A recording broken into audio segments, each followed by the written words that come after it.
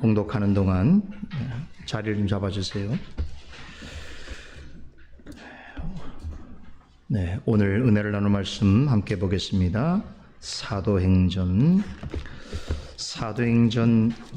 27장 12절로 26절까지 말씀을 함께 보겠습니다. 사도행전 27장 12절로 26절 말씀 봉독해 올리겠습니다. 그 항구가 과동하기에 불편함으로 거기서 떠나 아무쪼록 베닉스에 가서 과동하자 하는 자가 더 많으니 베닉스는 그레데 항구라.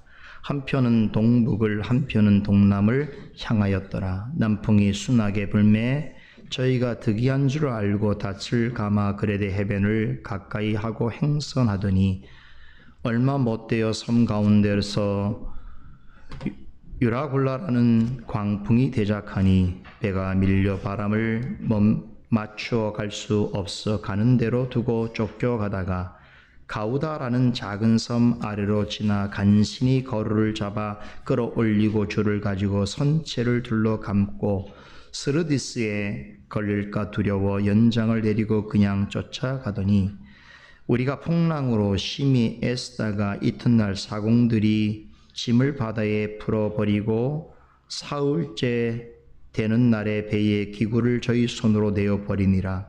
여러 날 동안 해와 별이 보이지 아니하고 큰 풍랑이 그대로 있음에 구원의 여망이 다 없어졌더라.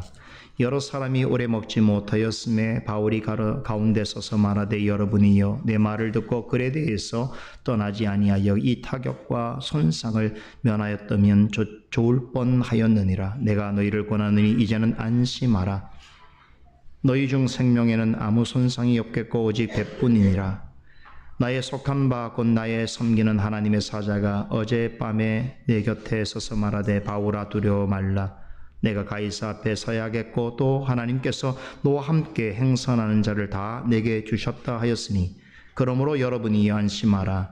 나는 내게 말씀하신 그대로 되리라고 하나님을 믿노라. 그러나 우리가 한 섬에 걸리리라 하더라. 아멘.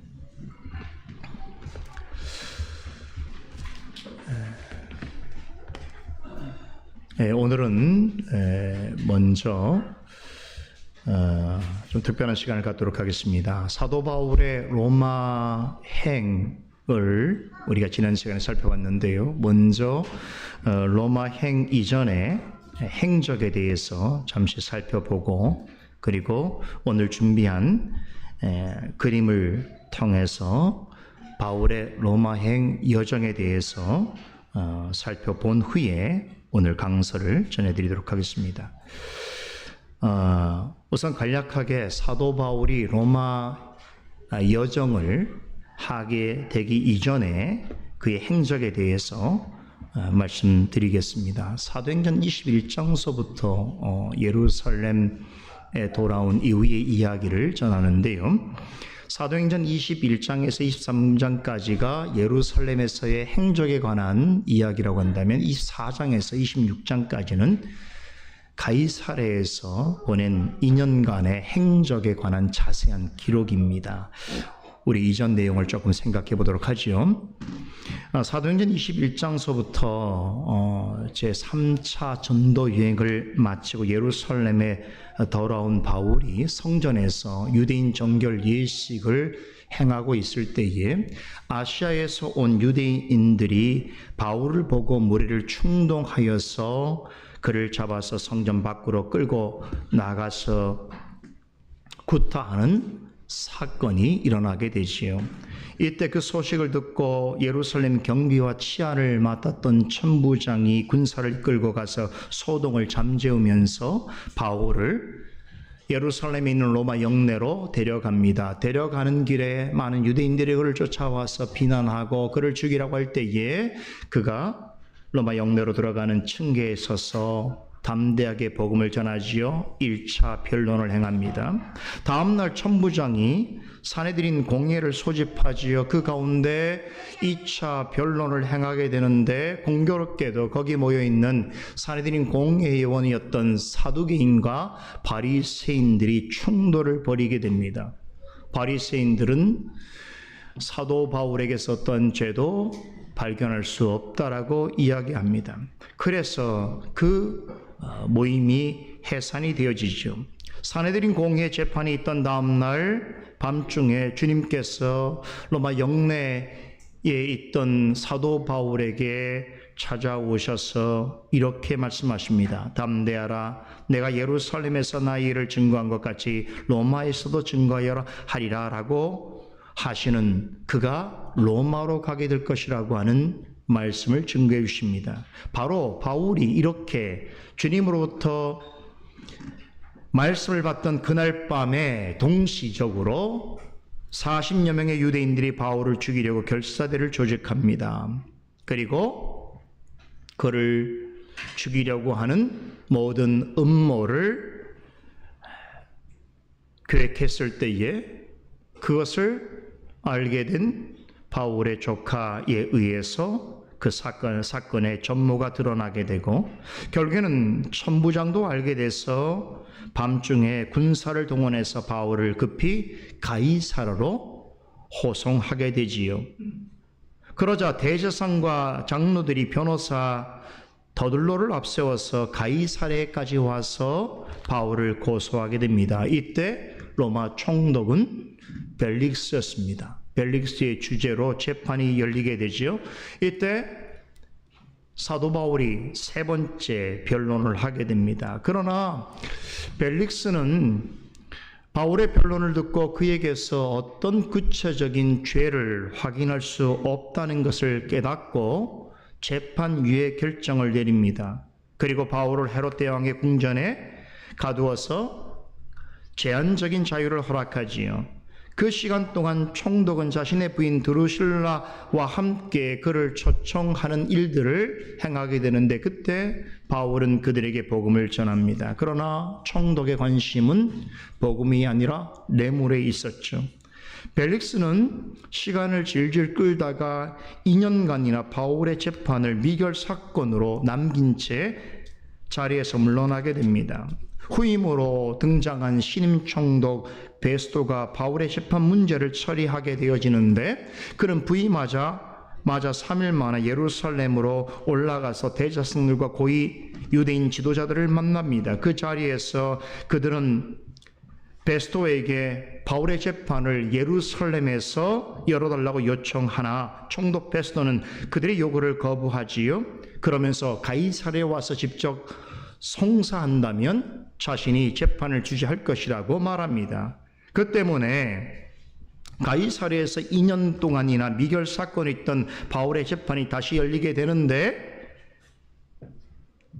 예루살렘에서 대제사장과 장로들이 고소인이 되어서 베스토 앞에 와서 바울을 고발합니다. 그리고 바울은 그 자리에서 네 번째 변론을 행합니다. 그러나 이전에 바울을 고소했던 내용과 별반 다르지 않는, 즉 그의 죄를 입증할 만한 어떤 증거도 내놓지 못하게 되지요. 베스토 총독은 바울이 유대인들의 주장처럼 어떤 정치범이나 사악한 죄인이 아니라는 것을 알게 됩니다. 그래서 그에게 판결을 내리는 대신에 바울에게 예루살렘에 가서 재판을 받겠느냐라고 제안합니다. 그의 통치 대상이기도 했던 유대인들을 의식한 조치였지요. 그러나 바울은 예루살렘으로 가게 되면 또다시 부당한 재판을 받을 것을 알고 로마 황제에게로 가서 재판을 받겠다고 요구합니다. 베스토는 로마로 가서 황제에게 재판을 받겠다라고 하는 바울의 요구를 들어줍니다. 이 판결이 있은 얼마 후에 유대 분봉왕 아그리빠와 그의 여동생 버니게가 신임 총독 베스토에게 인사차 방문하게 되지요. 바울의 재판에 관한 베스토의 설명을 들은 아그리빠 왕은 바울을 직접 만나서 그의 변론을 듣고 싶어 합니다. 그래서 마련된 것이 바울의 5번째 5차 변론입니다. 이 내용이 사도행전 26장에 기록되어 있고요. 그동안 했던 변론 중에서 가장 길고 구체적인 복음의 내용을 증거했습니다. 제가 지난 시간에 말씀드린 것처럼 21장에서부터 26장까지 사도 바울이 5번의 변론 과정에서 5번의 무죄를 확증받았다고 했는데, 이것은 누가복음에 기록되어 있는 예수님의 경우와 동일하다라고 말씀을 드렸습니다. 아그리빠 왕은 바울의 최종 변론을 듣고 나서 이 사람이 만일 가이사에게 상소하지 않았더라고 한다면 석방될 수 있을 뻔하였다라고 하는 최종적인 바울의 무죄를 확증하는 발언을 하게 되면서 실제로 바울이 당한 고난은 예수님의 고난을 반영하는 것이 예수님의 고난을 성취하는 것이다라고 하는 것을 우리가 확인해 볼 수 있었습니다. 이렇게 바울은 무죄함에도 불구하고 하나님의 주권적인 섭리 가운데 로마로 보내어지게 되어집니다. 그래서 지난주에 강설에서 이제 바울이 로마로 가는 첫 번째 이동의 과정을 살펴보았습니다. 가이사라에서 미항까지 가는 여정을 살펴보았는데요. 지난주 약속드린 것처럼 그림을 보면서 설명드리도록 하겠습니다. 앞에 그림을 보세요. 자, 여기 아래 박스의 내용 안에는 사도 바울이 로마로 가는 그 여정 경로를 제가 기록해 뒀는데요. 지난 시간에 전해드린 말씀을 좀 보면, 자, 우리 가이사랴 여기 아래 보겠습니다. 가이사랴에서 배를 타게 되죠. 아드라무테노에서 온 무역선을 타고 이제 시돈으로 향하게 됩니다. 여기까지는 북쪽으로 한 110km 정도 떨어져 있는 위치에 있는 곳이었는데 때마침 해류가 이쪽 방향으로 흘러서 만 하루 만에 이곳에 도착을 하게 됩니다. 시돈항에서 화물을 선적하느라 잠시 정박해 있는 사이에 백부장 율리오의 호의로 바울은 시돈에 있는 여러 믿음의 친구들, 즉 이미 시돈 땅에서 그리스도의 복음을 듣고 그리스도인이 된 사람들과 성도들과 더불어서 교제하는 귀한 시간을 가지게 됩니다. 자, 그리고 시돈항을 이제 출발한 배는 어디로 갑니까? 예, 북쪽 시리아 해변을 따라서 길리기 아래쪽에 있는 섬이 있죠. 구브로라는 섬입니다. 바나바의 고향이죠. 구브로 섬을 지납니다. 지나서 길리기아와 밤빌리아의 바다를 지나는데 어떻게 합니까? 이때부터 맞바람이 불어오기 시작합니다. 힘겹게 도착을 하게 되지요. 자, 바울 일행은 이 무라항에 도착을 해서 배를 갈아탑니다. 로마까지 가는 데 있어서 이 배로는 가기가 어렵다라고 판단한 백부장 율리오는 저기 아래 아프리카야 알렉산드리아에서 출발해서 무라항을 거쳐서 로마로 가는 더 큰 무역선에 갈아타게 됩니다. 알렉산드리아호라고 하는데요. 여기에 곡물을 싣고 로마로 가는 큰 배에 승선을 하게 되는데, 자, 보세요. 더 큰 맞바람이 불기 시작합니다. 그죠? 원래 경로는 무라항에서 서쪽을 향해서 질주를 하는 겁니다. 서쪽에 있는 지중해 대해를 건너면 저기 왼쪽 편 장하 모양의 이태리 반도로 바로 가게 되는 것이죠. 그러나 무라항에서 출발한 이 배는 더 큰 맞바람을 만나게 됩니다.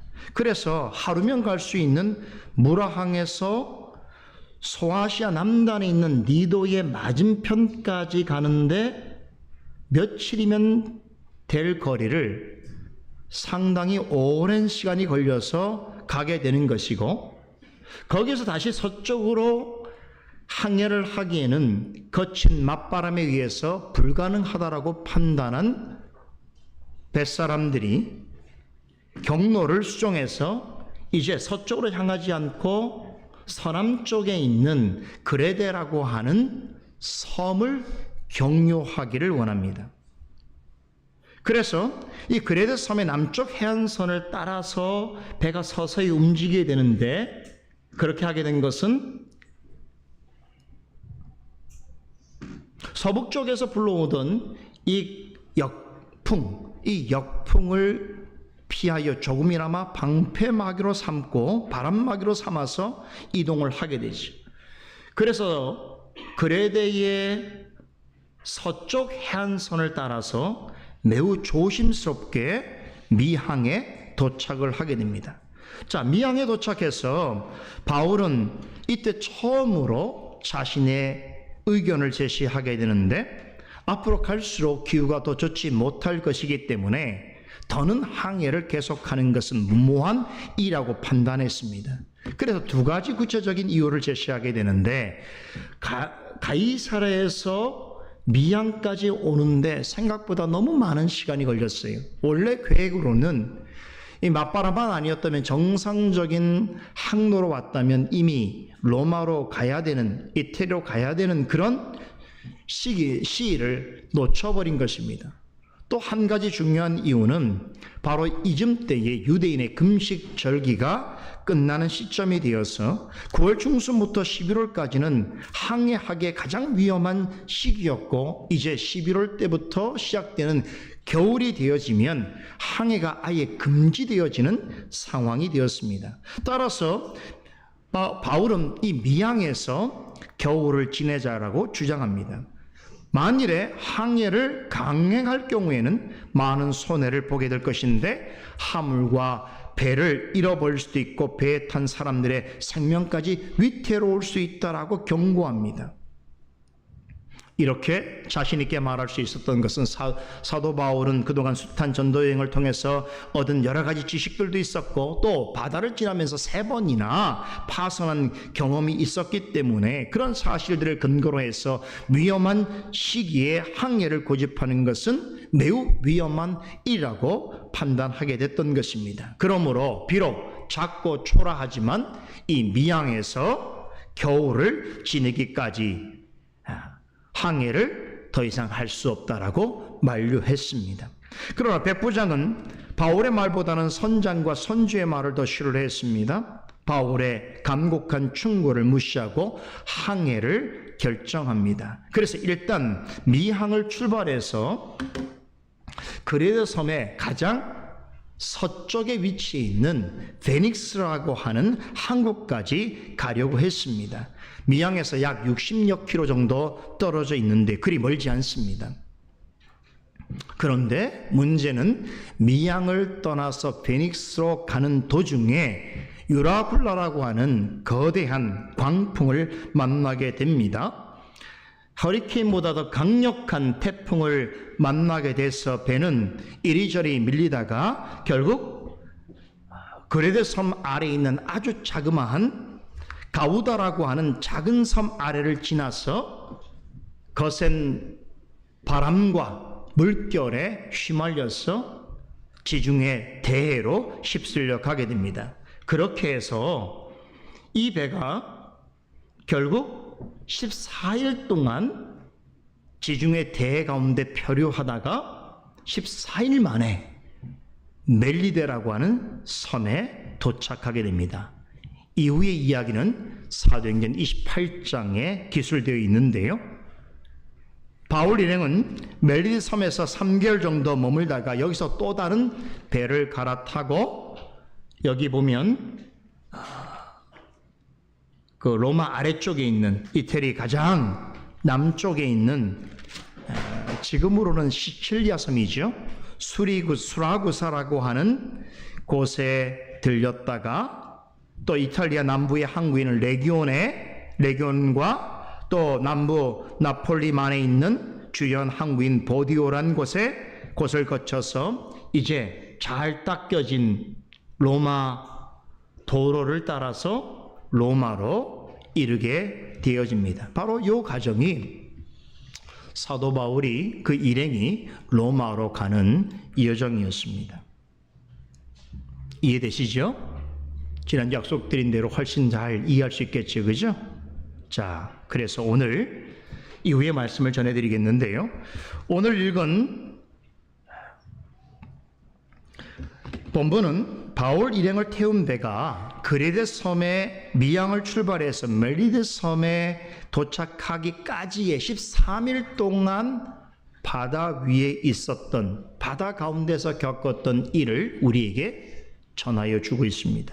앞서 설명드린 대로 지난주 말씀은 바울이 항해를 계속하는 것을 강하게 만류했음에도 백부장이 선장과 선주의 말을 더 믿었다라고 하는 내용까지 살펴보았습니다. 바울은 미양에서 겨울을 지내고 출항하는 것이 좋을 것이라고 권면했습니다만 백부장과 선장과 선주는 일단 출항하자. 그래서 그레데 섬의 가장 서쪽에 위치해 있는 베닉스라고 하는 항까지 항해하기로 결정합니다. 겨울을 보내더라도 미항이 아니라 베닉스에서 지내는 것이, 그리 하는 것이 좋겠다라고 하는 주장에 많은 사람들이 동조했습니다. 말씀드린 대로 미항에서 베닉스까지는 그리 멀지 않습니다. 바다에 대해서 잘 안다는 소위 전문가들의 관점에서 본다면 거기까지 가는 것은 식은 죽 먹기 같은 일입니다. 그들은 바울의 말이 전혀 일리가 없는 주장은 아니라고 생각을 했던지 겨울을 지내더라도 미양보다는 베닉스가 훨씬 낫다라고 판단했습니다. 왜 그렇습니까? 바울은 이 지역 사람도 아니고 또 그는 뱃사람도 아닙니다. 항해 전문가도 아닙니다. 이런 경우엔 통상적으로 경험이 많고 노련한 전문가들의 말에 귀를 기울이는 것이 맞습니다. 외적인 여건으로 보더라도 이들의 주장은 상당히 설득력이 있었습니다. 미양은 자연 경관이 아름답기는 했지만 작고 초라했습니다. 그에 비해서 베닉스는 상당히 큰 항구 도시로 거기에는 여러 가지 편의시설과 위력시설이 잘 갖추어져 있었습니다. 더군다나 지형적으로도 미양보다 더 나은 점이 있었습니다. 이 베닉스라고 하는 것은요, 서쪽 항에서 이제 조금 우리가 그림을 자세하게 보면 이렇게 들어가 있는 만이 있어요. 조그마한 만이 뭔지 아시죠? 바다가 쏙 들어가 있는 그 지역인데 여기에 딱 위치해 있었기 때문에 이 바람으로부터도 안전하게 보호를 받을 수 있는 지형적인 그러한 이점이 있었습니다. 이러저러한 이유로 인해서 미양에 머물면서 겨울을 나자라고 했던 바울의 의견은 묵살되었고 당장은 일단은 베닉스로 가서 겨울을 지내든지 아니면 상황을 보고 로마로 가든지 하자라고 하는 의견에 많은 사람들이 동조하게 되었던 것입니다. 그런데요, 이들이 미처 생각하지 못한 일이 있었습니다. 바울이 로마로 가는 여정은 하나님의 주권적인 섭리 가운데 이루어진 일입니다. 다시 말해서 그의 여정은 단순한 여행이 아닙니다. 그 자체로 깊은 영적인 의미를 지니고 있는 영적 순례길이었습니다. 이런 경우라고 한다면 하나님 편에 서 있고 하나님의 뜻을 생각하고 전하는 사람의 말에도 귀를 기울일 줄 알아야 하는 것입니다. 하지만 백부장과 선장과 선주를 포함한 대부분의 사람들은 그 사실에 대해서는 전혀 인식하지 못했고 철저하게 무시했습니다. 하나님께서 직접 간섭하시고 이끄시는 영적인 일을 아무런 의미와 목적이 없이 그냥 되어지는 대로 되는 대수롭지 않은 일로서 받아들였던 것입니다. 그래서 바울이 전하는 염려와 경고에도 불구하고 그들은 출항하게 되었습니다. 베닉스로 가야 한다는 자들의 주장에 대해서 좀 더 생각해 볼 것이 있습니다. 표면적인 이유는 오늘 말씀에 있는 것처럼 미항은 겨울을 지내기에는 불편한 곳이라고 하는 사실입니다. 이것은 인간적으로 볼 때는 틀린 말이 아닙니다. 하지만 하나님의 관점에서 보자면 두 가지 점에서 이들의 주장은 옳지 않습니다. 첫째, 그들이 베닉스를 고집하게 된 중요한 이유는 쾌락을 추구하는 욕망 때문이었습니다. 베닉스는 그레데 섬에서 가장 큰 항구 도시로 여기를 오가는 사람들을 즐겁고 만족해 할 만한 것들이 많이 있었습니다. 선원들에게 작고 초라한 또 적막하기까지 한 미양에서 겨울을 지내는 것은 생각하기도 싫은 일이었습니다. 그것은 당장의 불편함, 바로 그 때문에 이 불편함을 참지 못하고 베닉스로 향하게 되었던 것입니다. 둘째로는 자신들의 생각과 경험을 과신했습니다. 그들은 사람의 안전과 생명을 지키는 분이 하나님이라는 사실에 대하여 전혀 생각지 못했습니다. 바울 역시 겨울을 나기에는 미양은 불편한 점이 있다는 것을 알고 있었을 것입니다. 그럼에도 그곳에 머물러 있는 편이 낫다고 주장한 것은 하나님께서 안전하게 지켜줄 것이라고 하는 믿음이 있었기 때문입니다. 물론 항해하는 중에도 폭풍을 만나더라도 하나님께서 도와주실 거라고 그는 믿고 있었습니다. 하지만 하나님께서 도와주실 것이기 때문에 위험하고 무모한 결과가 눈앞에 보임에도 불구하고 막무가내로 뛰어드는 것은 바른 신앙이 아닌 것입니다. 이런 생각을 하는 분들이 있어요. 신앙생활할 때. 내가 뭘 해도 하나님께서는 은혜를 주실 것이고 보호해 주실 것이고 그러니 어떻게 하든 상관이 없다라고 하는 태도로 그것을 마치 신앙인 줄 알고 행하는 사람들이 있습니다. 이렇게 자신에게 주어진 현실을 냉정하게 생각지 않고 장난치듯이 혹은 모험하듯이 하는 것은 결코 하나님이 기뻐하시는 신앙이 아닙니다. 당장 폭풍이 일어날 수 있고 그로 인해서 큰 어려움에 빠질 수 있는 일이 분명히 예상되는 상황이라면 겪지 않아도 되는 위험을 스스로 초래하느니 좀 불편하더라도 하나님으로부터 확실한 인도하심이 있을 때까지 하나님의 때를 기다리면서 그 자리를 지키는 것이 현명한 일입니다. 이것이 바울의 생각이었습니다. 하지만 많은 사람들은 바울이 가진 생각과 믿음을 조롱하고 비웃었습니다. 미양에서 베닉스까지는 그리 멀지 않을 뿐만 아니라 금방 가게 될 것이고 설령 가는 도중에 어떤 일이 일어나더라도 쉽게 대처할 수 있을 것이라고 모두가 자신만만했습니다. 신앙생활을 하면서 우리도 이와 유사한 상황을 겪을 때가 있습니다. 말로는 하나님을 믿고 의지한다고 하면서 조금의 불편함이나 어려움을 참지 못하여서 그런 일을 대하면 금방 신앙이 식고 스스로 불신앙적인 생각과 판단과 행동을 합니다. 말로는 하나님의 일이라고 시작한 일도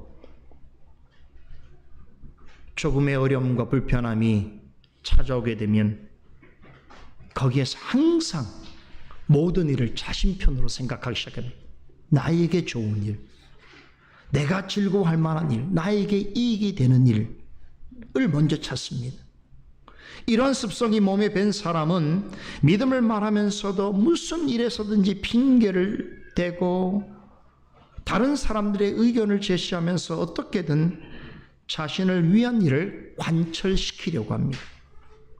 그러다가 결정적인 순간에 하나님의 뜻을 거역하는 일을 선택합니다. 하나님이 섭리 가운데 허용하시는 어려움과 불편함을 피해보려고 스스로 위험한 일에 뛰어듭니다. 이것이 더 큰 어려움과 재난을 향해 달려가는 것인 줄을 모릅니다. 잘못되었다는 것을 처절하게 깨닫기 전까지는 자신의 판단과 선택이 옳았다라고, 옳을 것이라고 스스로 생각합니다. 바울의 제안을 묵살하고 베닉스 행을 고집한 사람들이 그랬습니다. 그날은 날씨도 좋고 바람도 좋았습니다. 출항하자마자 때마침 부드러운 남풍이 불어왔습니다. 그야말로 배는 순풍을 타고 베닉스로 향했습니다. 이쯤 되면 방금 전까지 항해를 만류했던 바울과 또 그에게 동조했던 동력자들의 입장은 무색하게 되는 상황입니다. 아마 모르긴 몰라도 여러분, 베닉스로 향하는 배를 타자마자 부드러운 남풍이 불어서 조금만 있으면 베닉스로 가게 될 것이라고 생각한 사람들은 방금 전까지 그 일을 만류했던 바울과 동력자들을 생각하면서 바라보면서 비웃었을 것입니다. 베닉스 행에 자원하여 몸을 실은 사람들은 자신들의 결정이 옳았다고 생각하면서 배편에서 무척 즐거워했을 것입니다. 자, 이대로만 가준다면 야, 로마로도 당장에 갈 수 있겠구나라는 생각을 했을 것입니다. 금세 목적지에 도착할 것이라고 하는 사실에 대하여 믿어 의심치 않았습니다. 여러분, 그 옛날 요나도 그랬습니다. 요나는 이방인 큰 성읍 니느웨로 가서 말씀을 전하라고 하신 하나님의 명령을 거역하고 다시스로 도망가기 위해서 욥바 향으로 내려갔습니다. 그곳에 도착하자마자 때마침 자신을 욥바로 다시스로 데려줄 배가 기다리고 있었습니다. 우연히 일치치고는 너무나 놀라운 일이죠. 나를 위한 일이. 도망가지만 정말 편하게 갈 수 있도록 딱 그 시간에 나를 태워줄 배가 정밖에 있었던 것이. 그래서 요나는 기꺼이 아깝지 않게 뱃삭을 지불하고는 냉큼 배에 올랐습니다. 그날 또한 날씨가 너무 좋았습니다. 항구를 떠난 배가 큰 바다로 나아가기까지 모든 일들이 순조롭게 진행되었습니다. 요나는 니느웨 대신 다시스로 피하는 자신의 판단이 옳았다라고 생각했습니다. 여러분, 이런 마음이 얼마나 큰 안심이 되었든지 그는 배에 오르자마자 배 밑창에 내려가서 고온히 잠들었습니다. 하나님께서 바다에 큰 폭풍을 보내시기까지, 심지어 그 폭풍에 놀란 사람들이 그를 깨우기 전까지 그는 세상 모르는 잠에 깊이 취해 있었습니다. 여러분, 이런 안심과 자신감이 어디서 날 수 있는 것이죠? 베닉스행을 고집하는 자들도 그랬습니다. 그들이 탄 배는 처음에는 순풍에 돛단 배처럼 나아갔습니다.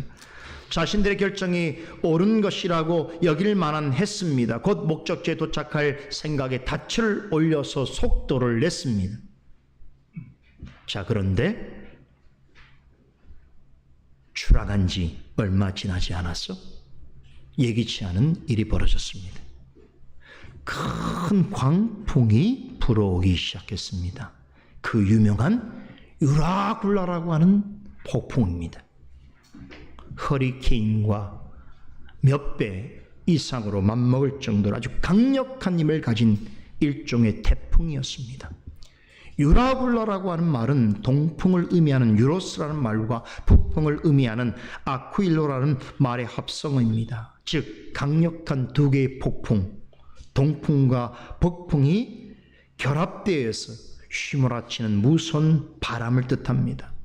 우리나라에도 늦여름 또 초가을쯤에 태풍이 다가오지요.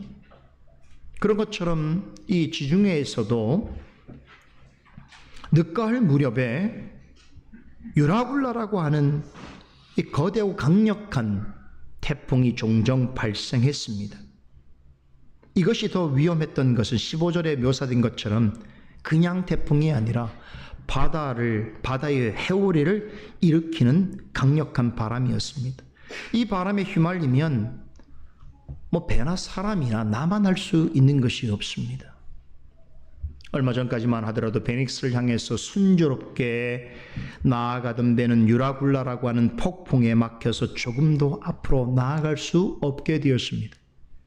거센 바람과 풍랑에 배가 극심하게 요동쳤습니다. 배는 마치 떨어진 낙엽처럼 바람 부는 대로 이리저리 움직이다가 결국 거대한 파도와 물결에 떠밀려 가기 시작했습니다. 원래는 그래도 해변을 따라서 서쪽에 있는 베닉스 항으로 갈 작정이었습니다만 여러분, 이쯤 되면 더는 배를 컨트롤할 수 없는 상황이 되었습니다.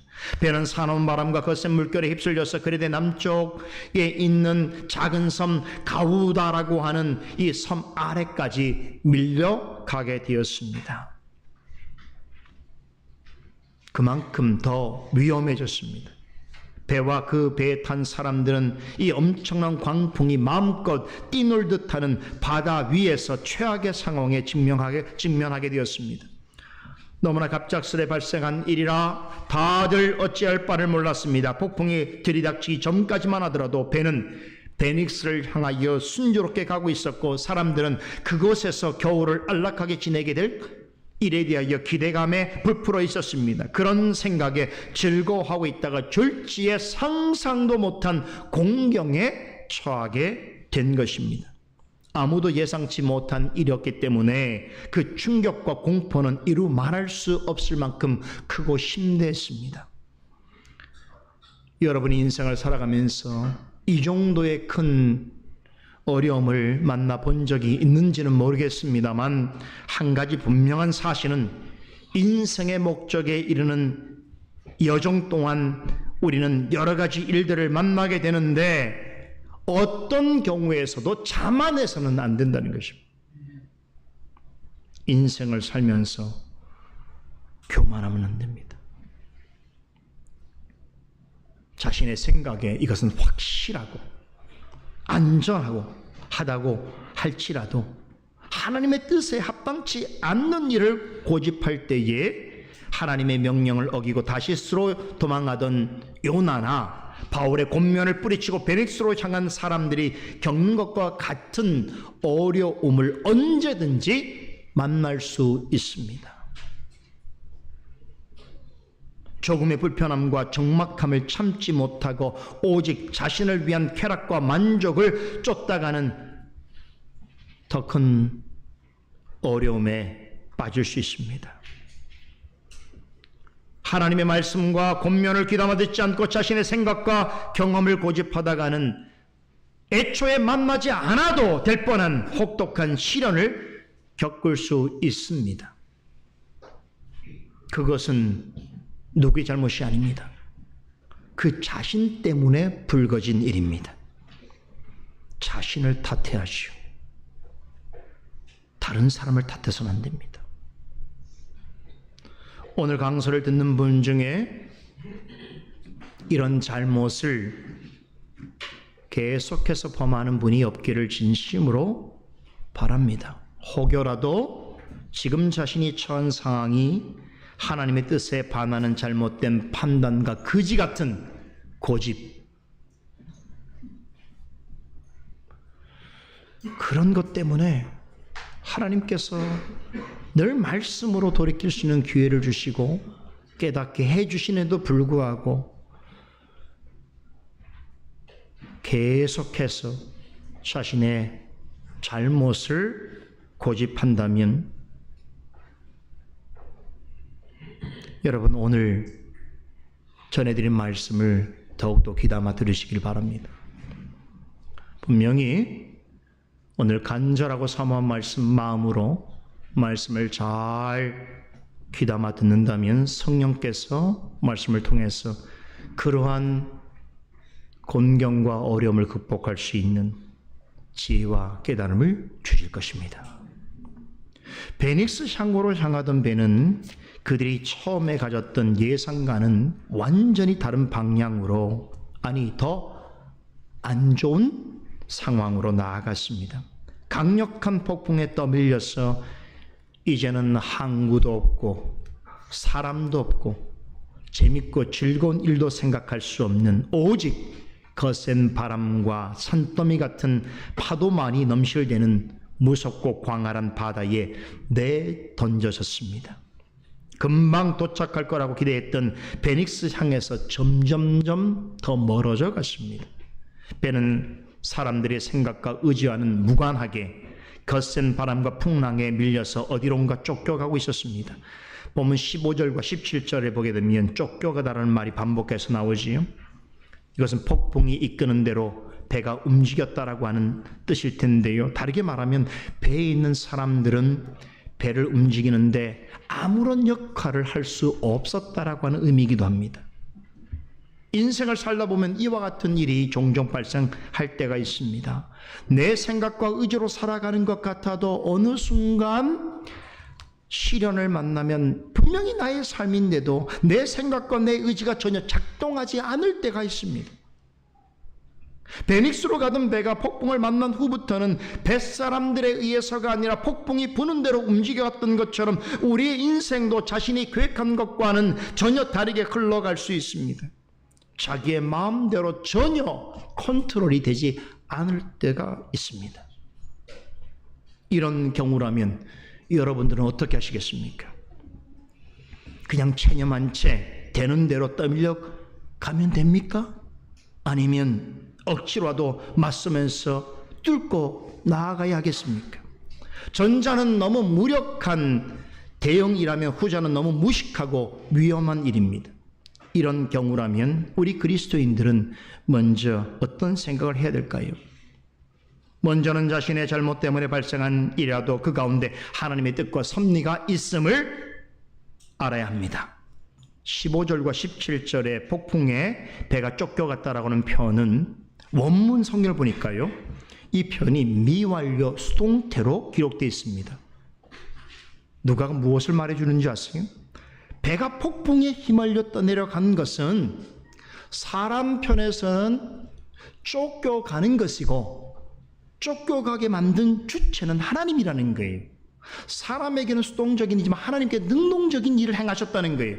하나님께서 이 일을 직접 행하신 것이라는 것을 강조하고 있는 것입니다. 다시 말해서 바울의 권면을 묵살하고 항해를 고집한 그들에게 유라굴라라는 광풍을 보내신 이가 하나님이시라는 거예요. 그것 때문에 배가 전진하지 못하고 정처 없이 떠밀려 가게 하셨다는 것입니다. 이 일은 우연히 발생한 것이 아니라 하나님의 섭리 가운데 일어난 일이라는 것이죠. 왜 그렇게 하셨을까요? 우선은 이 일을 통해서 영광을 받으시기 위하셨기 때문입니다. 그 다음으로는 하나님의 편에서 말씀을 전한 바울과 동역자들에게 존귀함을 더하시기 위해서입니다. 그들이 하는 말이 옳다, 내가 보기에 선하다 라는 것을 증명해내시기 위해서인 것입니다. 그렇다면 여러분, 뱃사람들이 이 사실을 알았을까요? 아니요, 전혀 몰랐습니다.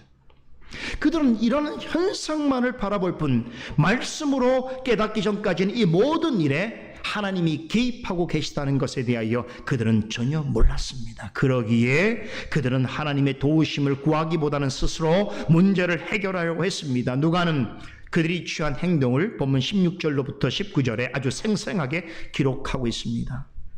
여러분, 이 배는 작은 배가 아닙니다.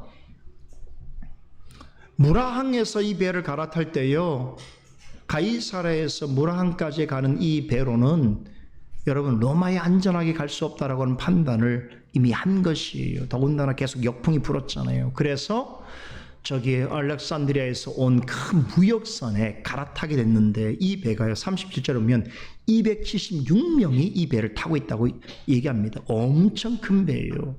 작은 배가 아닙니다. 이 말은 여러분, 이토록 큰 배를 여러분 운항하려면 여기는 경험 많은 선원들이 있었다는 얘기죠. 그러니까 백부장 입장에서 선주와 선장과 선원들의 말을 믿을 수밖에 없었던 것도 이 정도의 큰 배를 움직이는 사람들은요, 바다에서 많은 지식을 가지고 있는 노련한 뱃사람들이기 때문인 것이죠.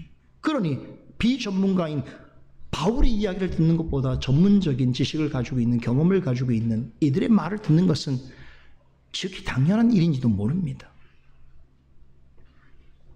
여러분, 이런 상황을 겪어본 뱃사람들 입장에서는요, 직감적으로 지금 이 배가 정상적인 항로로 운행할 수 없다는 것을 이미 그들은 알아차렸습니다.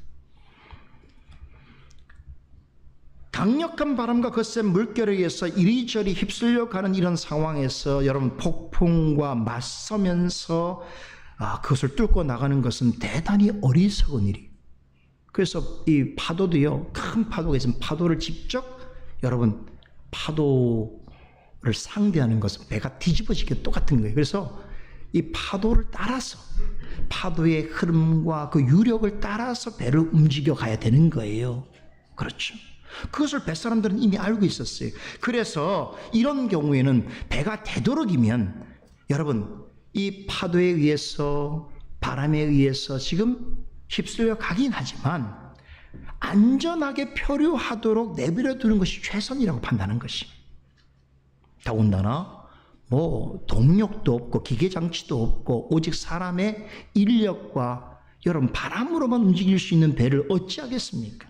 그러니까 바다에 휩쓸리더라도 안전하게 표류하도록 하자라고 하는 것이 그들의 뜻이었다는 것이. 그러나 그렇다고 해서 그들이 아무것도 하지 않을 수는 없는 거 아닙니까? 손을 놓고 이 상황을 구경할 수만 없는 것이지요. 배를 자신들이 원하는 방향으로 이끌 수는 없지만 배가 전복되거나 자초하지 않도록은 해야 하지 않겠습니까?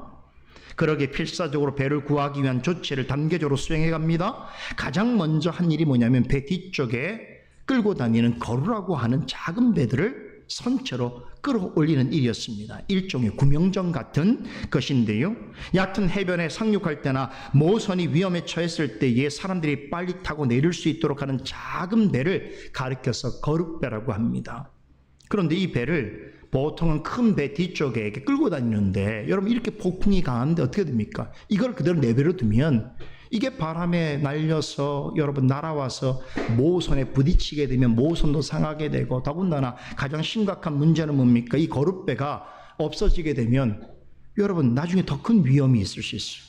그렇죠. 어느 섬에 정박한다고 해도 그 섬을 갈 수가 없는 거죠. 다 수용해서 갈 수는 없잖아요. 그래서 이 거룻배를 지키는 게 굉장히 중요한 일로 판단하게 된 것이지요.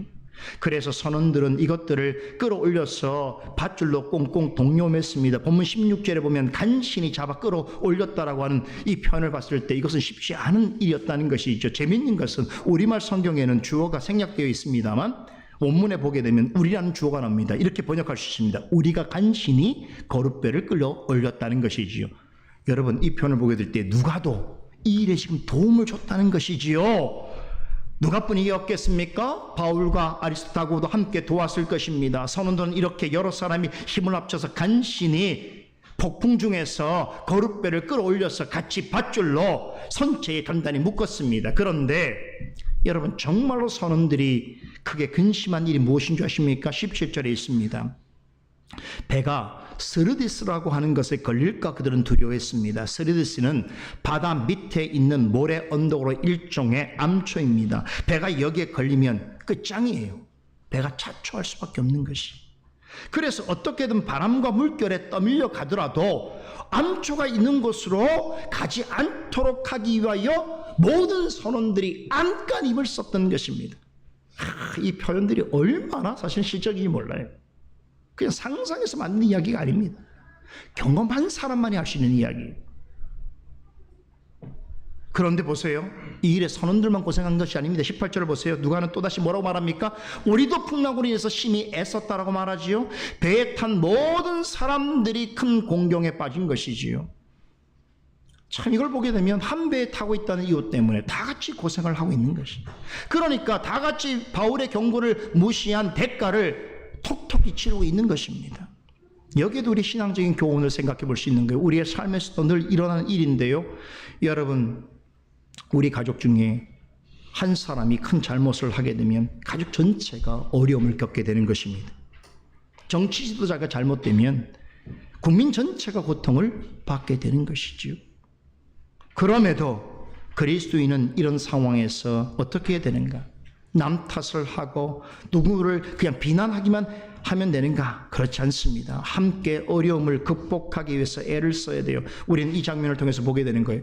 사실은 바울은 하지 말자고 한 일을 이들이 한 것이 않습니까? 그러면 그 결과는 그들이 책임져야 되지만 바울은 그렇지 않습니다. 바울과 누구와 아리스토다고는 이런 어려움 가운데 그들도 함께 애를 쓰면서 도왔습니다. 이 난국과 어려움을 극복하기 위해서 힘을 보탰다는 것이에요. 서로 도왔다는 것입니다. 저는 이게 그리스도의 태도라고 생각합니다. 여러분, 선원들이 어떻게든 이 배만은 살려보려고 애를 쓸 때에 가만히 옆에서 지켜보면서 정지하지 않았습니다. 비록 그들의 잘못 때문에 일어난 일이지만 같이 힘을 보태고 서로 도왔습니다. 그럼에도 불구하고 폭풍은 잦아질 기미가 보이지 않았습니다. 다음 날에도 이와 같은 상황이 계속되었습니다. 배는 산원 폭풍에 의해서 격렬하게 흔들렸고 계속해서 더 넓은 대해로 휩쓸려 나갔습니다. 이쯤 되면 여러분 어떤 판단이 있어야 될까요? 특단의 조치가 필요합니다. 이 정도라면 이렇게 가만히 있어서는 안 되는 것이지요. 여러분, 배를 조금 더 기동성 있게 움직이고 더군다나 암초를 피하려면 배를 가볍게 해야 될 필요가 있었던 것입니다. 그래서 배에 실은 짐들을 바다에 던져버리기 시작했습니다. 사흘째 되는 날에도 광풍이 계속해서 불자 항해하는 데 있어서 최소한의 필요한 장비만 남겨놓고 나머지는 전부 다 깊은 바다에 던져버렸습니다. 와, 여러분, 이 상황에서 이로써 바울이 베닉스를 향해서 출항하기 전에 미양에서 그들에게 전했던 그 말이 실현됐음을 우리는 보게 됩니다. 사람들이 계속해서 항해하자고 주장했을 때 바울이 뭐라고 했습니까? 여러분, 지금 항해하다가는 짐과 배의 손실만이 아니라 우리의 생명까지도 이룰 수 있습니다라고 27장 10절에서 경고했지요. 바울의 말을 듣지 않고 선장과 선주와 선원들의 말을 신뢰한 결과가 어떻게 됐습니까? 그의 안타까운 예언대로 되었습니다. 바울의 경고대로 배와 화물에 큰 손실이 발생했습니다. 이 장면은 우리에게 아주 실제적이고 현실적인 신앙 교훈을 전해줍니다. 이 배는 로마로 가는 무역선입니다. 이 배에는 많은 물품들, 수출품, 수입품들이 실려 있었습니다. 로마로 향하는 무역선이었던 만큼 로마 왕족과 귀족들이 사용하는 값비싸고 희귀한 물건들도 포함되어 있었을 것입니다. 인간적으로 보면 누구나 부러워할 만하고 애지중지하게 생각할 만한 것들이 이 배에 가득 있었습니다. 하지만 아무리 좋아 보여도 목숨보다 중하지는 않는 것입니다. 목숨을 살리기 위해서는 그것들을 포기해야 했습니다. 우리가 살아가면서 우리가 매우 소중하게 여기고 중요하게 여기는, 심지어는 사람들이 부러워하는 그 어떤 것일지라도 목숨을 살리는데 오히려 짐이 되는 것도 있을 수 있습니다. 그런데 이 세상에는 여전히 목숨보다 재물을 더 중요하게 생각하는 사람들이 많습니다. 우리 그리스도인 중에서도 재물과 건강과 명성과 권력을 잃으니 차라리 믿음과 양심을 파손시키는 것이 낫다라고 생각하는 이들이 있습니다. 그토록 바울을 사랑하여 바울이 전하는 복음을 위해서, 그가 주님을 위하여 섬기는 이유를 위해서 헌신하고자 그를 쫓았던 데마라는 사람도 결국은 세상에 더 좋은 것을 향하여 바울을 부인하고 신앙의 양심을 스스로 파손시키고 세상을 향하여 나아갔습니다.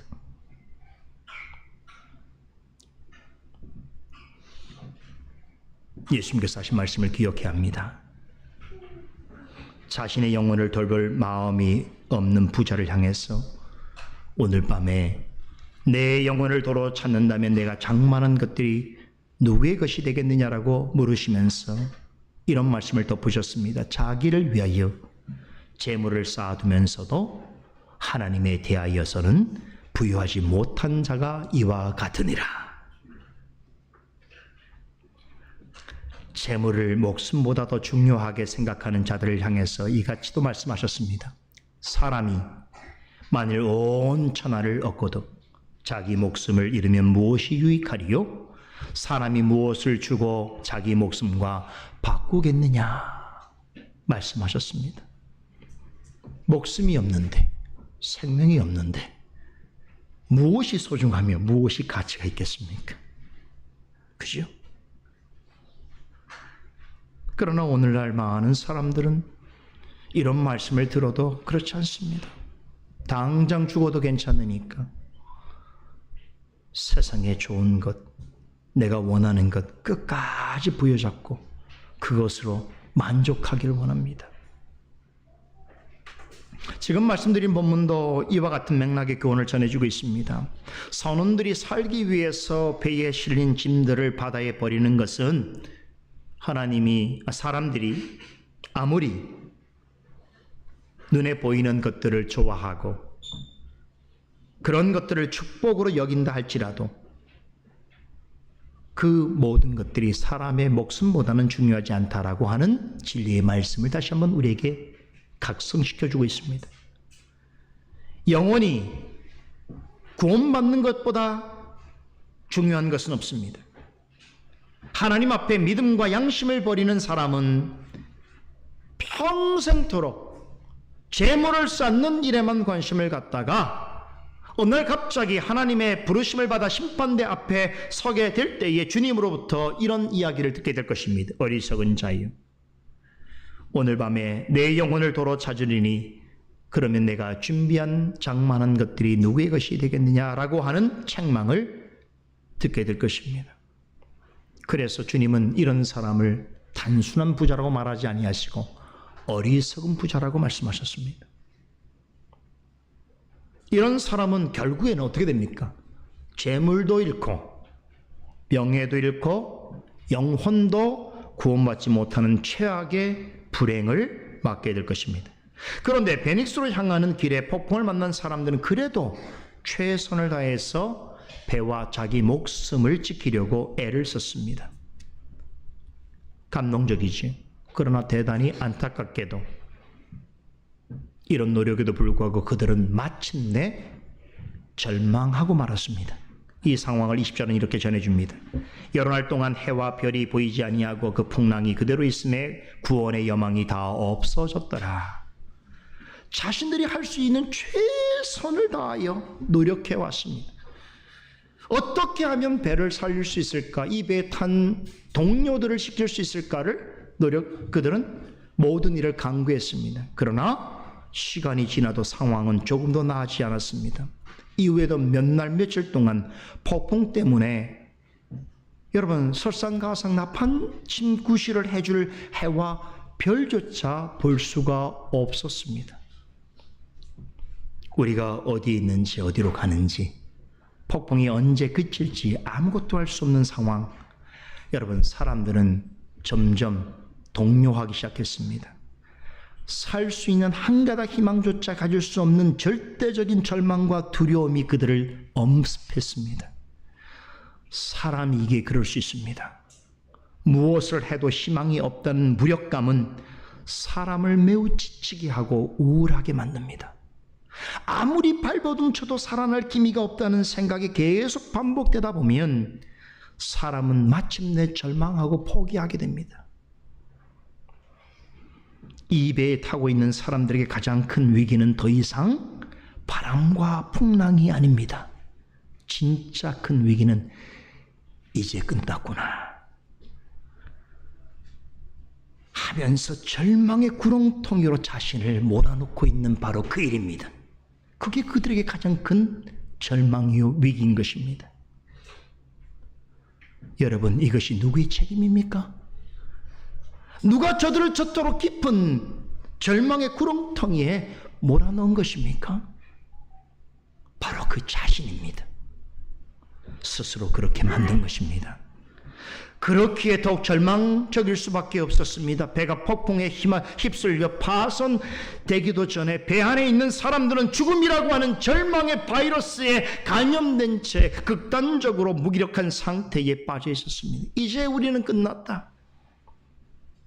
이제 우리에게 남은 것은 죽음밖에 없다라고 하는 절망의 극단에 서 있었습니다. 이해되세요? 이러한 절망스러운 현실 앞에서 모두가 자포자기하고 있을 때에 누군가가 일어서서 여러분 안심하십시오. 힘을 내십시오. 하나님께서 나에게 말씀하신 그대로 될 것입니다라고 외치는 음성이 있었습니다. 지금까지 침묵해오던 바울이 이 상황을 주도해 나가기 시작합니다. 그는 죄수의 신분으로 로마를 향하고 있었습니다. 그리고 이전에 진심으로 전한 그의 권면과 충고는 완전히 무시되었습니다. 하지만 가장 큰 위기를 만났을 때에 하나님께서는 그를 죽음이라고 하는 절망에 사로잡혀 구원의 여망조차 없는 사람들에게 생명의 복음을 전하게 하셨습니다. 얼마 전까지만 하더라도 웃음거리와 조롱거리였던 그로 하여금 극심한 폭풍 속에서 삶의 기대와 희망조차 잃어버린 사람들에게 위로와 확신의 말씀을 전하게 하셨습니다. 바울이 입에 승선한 모든 사람들에게, 여러분 절망 가운데 있는 이들에게 전한 말씀이 21절에서 26절에 나옵니다. 우선 바울은 절망하여서 오랫동안 아무것도 먹지 못한 채 지쳐있는 사람들의 마음을 일으켜 세우기 시작합니다. 21절에 여러 사람이 오래 먹지 못하였음이라고 하는 말은 단지 그런 현상을 지금 우리에게 전해주고 있는 것이 아닙니다. 아무리 절망스러운 상황이라고 하더라도 먹지 않고 죽음을 바라고 있는 것은 옳지 않다라고 하는 뜻에서 하는 말입니다. 그러므로 이제 다 같이 힘을 내서 이 위기를 함께 극복하자고 격려하는 말인 것입니다. 이렇게 바울은 먹고 힘을 내야 한다고 하면서 이같이 권면합니다. 여러분이여 내 말을 듣고 그에 대해서 떠나지 아니하여 이 타격과 손상을 면하였다면 좋을 뻔하였느니라. 바울은 이 순간에 이 모든 일이 있기 전에 자신이 저들에게 전했던 말을 상기시킵니다. 배가 미양에 도착했을 때에 바울은 더는 항해하지 않는 편이 낫겠다라고 주장했습니다. 그의 말대로에 따랐다면 지금과 같은 엄청난 타격과 손상은 입지 않았을 것입니다. 이 점을 분명히 전했습니다. 하지만 이것은 지난번에 내 말을 듣지 않은 까닭에 지금 당신들이 이렇게 큰 어려움을 당하는 것이다 라고 하는 비난이 아닙니다. 거봐, 내 말을 안 듣더니 꼴 좋게 됐네. 당신들이 다 내 말을 듣지 않았기 때문이야 라고 하는 의미로 하는 말이 아닙니다. 물론 바울이 예언한 대로 배와 화물이 큰 손상을 입게 되었고 배에 탄 사람들의 생명에 위협을 받게 되었습니다. 이것은 바울이 전한 말에 귀를 기울이지 않았기 때문입니다. 하지만 여러분이 내 말을 듣고 그에 대해서 떠나지 아니하여 이 타격과 손상을 면하였더라면 좋았을 뻔하였다라고 하는 말은 이런 의도에서 전한 말입니다. 비록 그들이 자신의 충고를 무시하고 제멋대로 행함으로 엄청난 손해와 굉장한 어려움에 처하게 되었지만 그럼에도 하나님께서는 자신과 로마로 가는 배에 승선한 모든 사람들을 향하여 긍휼한 마음을 지니고 계신다는 것입니다. 죽음의 문턱에서 절망하는 그들에게 구원 얻을 기회를 주시기를 원하신다는 메시지를 전하고 있는 것입니다.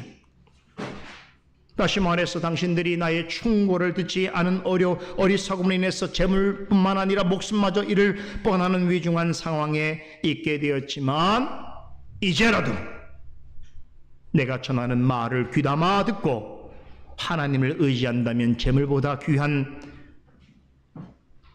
생명을 얻을 수 있을 것이라고 하는 복음을 전하는 것입니다. 이어지는 22절에 이제는 안심하라. 너희 중 아무도 생명에는 아무런 손상이 없겠고 오직 배뿐이라 라고 하는 말씀은 바울이 저들에게 진짜 전하고 싶어하는 핵심이 무엇인지를 우리에게 전달해 주고 있습니다. 바울은 극도로 절망스러운 상황에서 구원의 기대조차 포기한 사람들에게 뭐라고 말합니까? 안심하라고 말합니다. 여러분이 안심하다라고 하는 말의 헬라어는요, 기뻐하라 라는 뜻입니다. 어떻게 지금 같은 상황에서 기뻐할 수 있다는 말입니까? 인간적으로 생각해 본다면 말이 되지 않는 이야기지요. 하지만 믿음의 눈으로 하나님의 편에서 생각해 보면 말이 될 뿐만 아니라 듣는 이들에게 참으로 기쁨을 주는 이야기입니다. 바울은 이 이유를 이렇게 설명합니다. 이번 일로 배는 손상이 있을지라도 당신들의 생명에는 아무런 손상이 없을 것이기 때문이라고 합니다. 바울이 전한 하나님의 말씀을 듣지 않고 제 고집대로 행한 까닭의 짐과 배는 어느 정도 손상을 입었습니다. 하지만 그것은 사람의 목숨보다 중요하지 않습니다. 목숨을 잃는다면 다 소용없는 것들입니다. 배에 타고 있는 사람들도 이 점을 잘 알았습니다. 그래서 위험할 때에 바다에 짐을 버렸습니다. 폭풍 때문에 배가 어느 정도 손상을 입게 되는 것을 당연한 일로 받아들였습니다.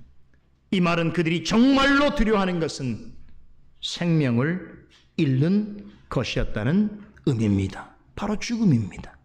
더 이상 스스로 살아날 수 없다고 판단했기에 구원의 여망조차 다 사라진 상황에서 여러분, 이 배에 타고 있는 한 사람도, 나와 함께 이 배를 타고 있는 한 사람도 목숨을 잃지 않을 것이라고 하나님께서 말씀하셨다라고 하는 말이 그들에게 얼마나 큰 위로이며 기쁨이었겠습니까?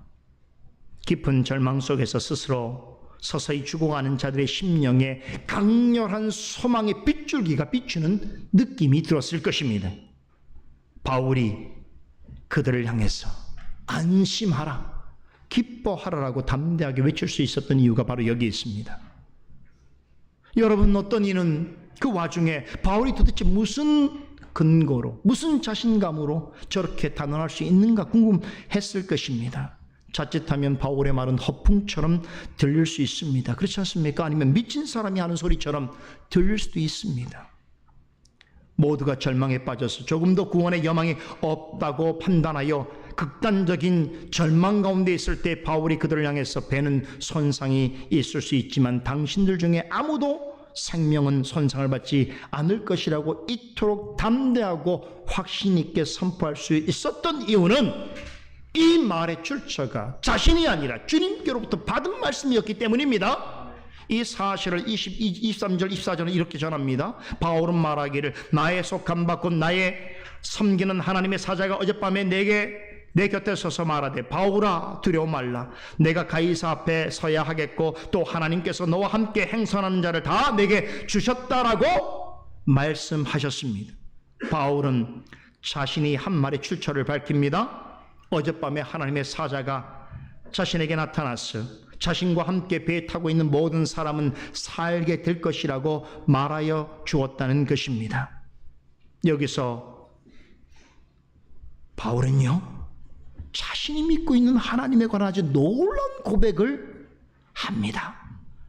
나의 하나님은 내가 속한 바 곧 내가 섬기는 하나님이시다라고 고백합니다. 바울은 배에 함께 타고 있는 사람들의 목숨을 죽음에서 살려줄 분은 하나님이시라고 합니다. 나의 하나님은 내가 속한 바 곧 내가 섬기는 하나님이라고 하는 이 말에는 하나님과 우리에 대하여 적어도 이 두 가지 아주 중대한 의미가 담겨져 있습니다. 하나는 하나님은 모든 생명 있는 것들의 주인이시라는 것입니다. 하나님께서 모든 것을 창조하셨기 때문인데 그 중에서도 하나님의 형상을 따라 지음받은 사람의 생명은 하나님의 손 안에 있습니다. 그러기에 하나님은 모든 사람의 생명을 주관하십니다. 특히나 그리스도로 말미암아 구원 얻은 사람은 구속을 통하여 하나님의 소유가 되었습니다. 그러므로 우리의 생명은 우리의 것이 아니라 우리 하나님의 것입니다. 둘째로 하나님께서 지으신 모든 사람은 하나님을 섬기는 자리에 있다는 사실을 말해줍니다. 바울은 자신은 하나님의 것이기 때문에 하나님을 섬기는 것이 마땅하다고 주장합니다. 하나님은 생명을 주실 때 반드시 그 목적에 합당한 사명도 주십니다. 바울은 자신에게 생명 주신 하나님께 영광 돌리기 위해서 맡겨진 일에 헌신을 다했습니다. 다른 서신서에서는 그런 의식을 가지고 하나님을 섬기는 자신을 뭐라고 표현한 줄 아십니까? 예수 그리스도의 종이라고 말했습니다. 이 말은 바울이 오늘 본문에서 말하고 있는 이 하나님은 다름 아닌 예수 그리스도이시기도 하다는 것을 말해주고 있습니다. 하나님을 사랑하는 것은 곧 부활하신 예수 그리스도를 사랑하는 것이며 하나님을 섬기는 것은 예수 그리스도의 종으로서 섬기는 것을 뜻하는 것입니다. 그러니까 바울이 폭풍 속에서 아무런 구원의 여망조차 갖지 못한 채 죽음 앞에서 두려워하는 사람들에게 전한 것은 무엇입니까? 바로 부활하신 예수 그리스도와 그분에 관한 복음이었던 것입니다. 바울은 이 복음을 누구에게 받아서 전해주고 있습니까? 나의 섬기는 하나님의 사자가 전해 주었다고 말합니다. 여기서 중요한 것은 하나님의 사자가 아닙니다. 바울이 사람들에게 담대하게 전한 예수 그리스도와 그분의 복음이 사실은 하나님께서 친히 전해주신 계시의 말씀이라는 것, 그것을 알고 믿고 시인하는 것, 이것이 중요하다는 것입니다. 하나님이 보내신 천사는 바울에게 두 가지 계시를 전해주었습니다. 하나는 바울이 반드시 가이사의 법정에, 로마로 가서 로마 황제의 법정에 서게 될 것이라는 말씀입니다. 여러분, 이야기를 듣고 보니까 몇 년 전에 여러분 바울이 예루살렘의 로마의 군영에 있을 때에 그날 밤에 주님께 찾아오셔서 하셨던 말을 우리가 다시 한번 기억하게 되는 것이죠. 담대하라고 하시면서 내가 예루살렘에서 나의 일을 증거한 것 같이 로마에서도 증거하여 하리라고 예언하신 그 말씀을 다시 우리가 떠올리게 되는 것입니다. 바울이 로마로 가는 것은 단지 로마 황제를 보거나 그에게서 재판받기 위해서가 아닙니다. 그 일로 인하여 당시 세상의 중심이었던 로마에 그리스도의 복음을 전하기 위해서입니다. 이러하신 주님의 뜻이 확정적으로 드러나는 이상 그 무엇도 바울이 로마로 향하여 가는 길을 막을 수 없는 것입니다. 그러기에 바울은 폭풍이 몰아치는 중에도 두려워하지 않았습니다. 사람들이 구원의 여망을 다 잃어버린 상황에서도 좌절하지 않았습니다. 왜냐하면 주님께서 하신 약속은 반드시 이루어질 것이기 때문입니다. 다른 하나는 하나님이 배탄 모든 사람을 바울에게 맡기셨다는 것입니다. 24절 하반절에 하나님이 너와 함께 행선하는 자를 다 내게 주셨다라고 말씀합니다. 하나님께서는 바울로 하여금 함께 배 타고 가는 모든 사람들의 목숨을 건져주시겠다고 약속하셨습니다. 다시 말씀드리지만 이들이 이 엄청난 곤란에 빠지게 된 것은 그들의 잘못 때문입니다. 그러나 하나님께서는 복음을 전하는 자들을 통해서 하나님 앞에서 여전히 자신의 죄악된 본성으로 죄와 비참 가운데 있는 자들을 구원해 내시기를 기뻐하십니다. 말씀을 전하는 자들의 섬김과 기도로 죽어가는 자들의 영혼을 생명의 길로 인도하시기를 원하십니다. 여러분, 한 가지 꼭 명심하시길 바랍니다. 당장의 악한 자들이 심판받지 아니하는 것은 그들 중에 하나님의 자녀들이 있기 때문입니다. 하나님은 롯을 생각하셨어. 소알 땅 사람들을 심판하지 않으셨습니다. 바울과 함께 배에 승선하고 있는 사람들도 마찬가지입니다. 그 배에 바울과 그의 동력자들이 있었기 때문에 그들도 하나님의 도우심을 입을 수 있었습니다. 배에 탄 사람들이 목숨을 건지게 된 것은 먼 원인으로 말하면 하나님의 주권적인 뜻이라고 할 수 있지만 가까운 원인으로는 바울과 동력자들 덕분입니다. 그들과 함께 같이 배를 타고 있기 때문에 목숨을 건지게 된 것입니다. 하나님께서는 10명의 의인이 있었다면 소돔과 고모라를 심판하지 않으시겠다고 하셨습니다. 세상이 아무리 타락하고 부패해도 하나님께서 당장에 이 세상을 심판하지 아니하시는 것은 그 가운데 하나님을 진실하게 믿고 있는 자들이 있기 때문입니다. 하나님의 자녀가 머무는 곳은 자신뿐만 아니라 다른 사람에게도 복이 되고 유익을 끼치게 되는 것입니다. 하나님의 자녀를 통해서 무사람들을 생명의 길로 인도하시는 역사가 세상 끝날까지 끊임없이 계속 되어지는 것입니다. 이러한 귀한 일에 쓰임을 받는 하나님의 사람은 참으로 존귀하고 복된 인생입니다. 이런 확신을 가지고 바울은 결론적으로 여러분이여 안심하라. 나는 내게 말씀하신 그대로 되리라고 하나님을 믿노라고 전했습니다. 바울은 자신이 주님께 받은 말씀을 폭풍 속에서 절망하고 죽어가는 사람들에게 그대로 전했습니다. 자신이 듣고 깨달은 말씀의 은혜를 그들과 함께 나누었습니다. 자신이 받은 것과 동일한 말씀의 은혜와 확신으로 그들을 위로하고 권면했습니다. 그 말씀의 핵심을 한마디로 정리하자면 하나님의 말씀은 반드시 그대로 이루어진다라는 것입니다. 그러므로 구원의 여망조차 없는 자들을 향해서 여러분 안심하십시오. 그리고 기뻐하십시오라고 외칠 수 있었던 것입니다. 그러면서 내가 믿는 하나님은 말씀하신 것을 반드시 이루시며 말씀하신 대로 반드시 행하시는 하나님이심을 믿으라 라고 소리 높여 증거하게 되었던 것입니다. 사랑하는 솔리데오 글로리아 교회 성도 여러분, 이 같은 믿음이 여러분과 저의 믿음이 되기를 간절히 소망합니다. 주께서 주시는 이 믿음을 가지고 살아간다면 우리의 삶 동안 폭풍보다 더 무섭고 죽음보다 더 괴로운 일도 이겨낼 수 있을 것입니다. 이 사실을 믿는 모든 분들에게 성령께서 말씀을 통하여 주시는 위로와 확신이 넘치기를 소망합니다. 기도하겠습니다. 거룩하신 하나님, 오늘도 우리에게 보배롭고 귀한 말씀을 허락하여 주셔서 감사를 드립니다. 이 말씀을 마음의 새김으로 우리의 삶을 살아가는 데 있어서 양식으로 삼고 나침판으로 삼기를 원합니다. 성령이여 늘 우리를 말씀 가운데로 이끌어 주시옵소서. 말씀을 통하여 약속하신 것을 이루어 주시고 우리를 그 일에 선한 도구로 사용하여 주시옵소서.